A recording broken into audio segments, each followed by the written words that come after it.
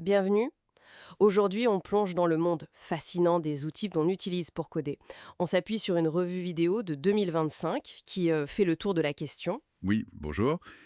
C'est vrai que le choix est vaste, hein. Ça va des outils presque historiques jusqu'aux toutes dernières nouveautés. Exactement. L'idée, c'est d'essayer de débroussailler un peu tout ça, de voir clair dans cette jungle d'options. C'est ça. Le paysage est complexe parce qu'il y a des décennies d'évolution derrière. On trouve de tout, pour chaque besoin, chaque langage. Et même chaque philosophie de travail, j'ai l'impression. Tout à fait. Le but, c'est de comprendre on va dire, les grandes familles et les tendances qui se dégagent en ce moment. Alors, justement, en parlant de famille, la revue commençait par les pionniers, non les outils en terminale. Oui, Emacs, Vim, des noms qui datent des années 70. Incroyable qu'ils soient toujours là et mis à jour. Très puissant, mais Mais avec une courbe d'apprentissage, disons, réputée. c'est presque un langage en soi. C'est ça. Et il y a aussi des versions plus récentes comme NeoVim. C'est juste. Exactement. NeoVim essaye de moderniser l'expérience Vim tout en gardant la philosophie. Ce qui est fascinant, c'est la loyauté qu'ils inspirent. Pourquoi, à vos avis? Qu'est-ce qui fait leur force encore aujourd'hui? Leur personnalisation extrême, je dirais. Et une fois qu'on les maîtrise, l'efficacité est redoutable. C'est une approche très directe, sans chichi graphique, centrée sur le texte. Hmm.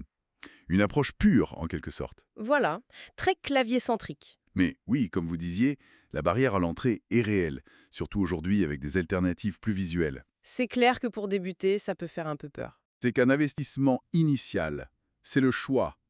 Efficacité brute potentielle contre accessibilité immédiate. D'accord. Alors si on va à l'autre extrême, la revue parlait des poids lourds, les IDE. Oui, les environnements de développement intégrés. Là, on pense à Visual Studio pour le monde Windows, .NET. Xcode pour tout ce qui est Apple. Voilà. Et bien sûr, toute la suite JetBrains, IntelliJ IDEA pour Java au départ, mais maintenant, il couvre Python avec PyCharm, PHP avec PHP Storm. C'est presque une usine à gaz, non? Enfin, dans le beau sens du terme. Tout est intégré. C'est ça. Édition, compilation, débugage très poussé, gestion de projet complète, refactoring. C'est très encadré, très structuré, souvent optimisé pour un écosystème précis. Comme C++ Builder ou RadStudio pour Delphi et C++, mentionné aussi. Exactement. C'est idéal pour les gros projets, les applications d'entreprise. Mais la contrepartie, c'est quoi? La lourdeur. Le prix. Ça peut être les deux. Ils sont souvent gourmands en ressources, et même s'il y a des versions community gratuites, les versions complètes sont payantes. Et peut-être moins agile pour passer d'un langage à l'autre. Oui, c'est moins leur créneau. On choisit souvent un IDE JetBrains pour un langage spécifique, mais l'intégration pour ce langage est un vrai plus en productivité. D'accord. Et entre les deux, entre le terminal pur et l'IDE complet. Là, on a les éditeurs de texte avancés. La revue citait Notepad++ sur Windows, très populaire. Ah oui, un classique. Et Sublime Text, multiplateforme, connu pour sa rapidité, son interface assez léchée, Ils sont plus légers, c'est ça l'idée? oui, plus léger, mais extensible avec des plugins. Ils peuvent presque faire le boulot d'un IDE pour certaines tâches. Un bon compromis alors? C'est ça. Flexible, bon pour le code, mais aussi pour d'autres types de textes. On pourrait citer aussi Ultra Edit ou Bébé Edit sur Mac qui ont leur public. Et on arrive au phénomène du moment, j'ai l'impression, Visual Studio Code, VS Code. Ah oui, là, difficile de passer à côté.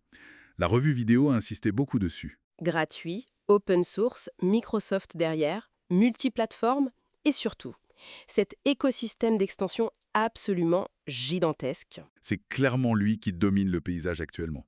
Il a un peu défini un nouveau standard en fait. à tel point qu'il y a des clones comme VS Codium. Oui, VS Codium, c'est juste VS Code sans la télémétrie de Microsoft. Mais ce qui est encore plus marquant, c'est l'arrivée de forks, des versions dérivées qui intègrent l'IA massivement. Ah, l'IA, c'est là que ça devient vraiment futuriste, non? La revue parlait de curseur, de warp, enfin windsurf dans la source, mais c'est warp qui lève des millions. Tout à fait. C'est plus que de la simple autocomplétion améliorée là. On parle d'IA qui analyse, corrige, propose, voire génère du code. C'est fou. L'IA devient un argument de vente majeur. Carrément. Souvent, avec un modèle payant, par abonnement, la promesse est de booster la productivité de façon spectaculaire. Mais il n'y a pas que les dérivés de VS Code dans cette nouvelle vague. Non, heureusement. D'autres essaient de se différencier, par exemple sur la performance pure. Des noms comme Z ou Lapsi, souvent écrits en Rust. Ah oui, Rust. Pourquoi Rust spécifiquement? C'est quoi l'avantage? Rust permet une gestion très fine de la mémoire sans garbage collector, ce qui peut donner des applications plus réactives sans les petites pauses qu'on a parfois avec des outils basés sur Electron, comme les TVS Code à l'origine. D'accord. Donc objectif, fluidité maximale. C'est ça.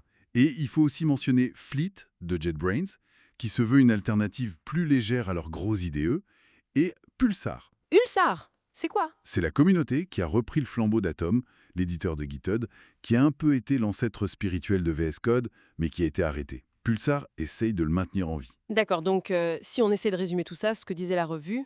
On a un écosystème très centré autour de VS Code et de ses dérivés, Oui. une tendance très forte à l'intégration de l'IA qui devient un vrai business. Exactement.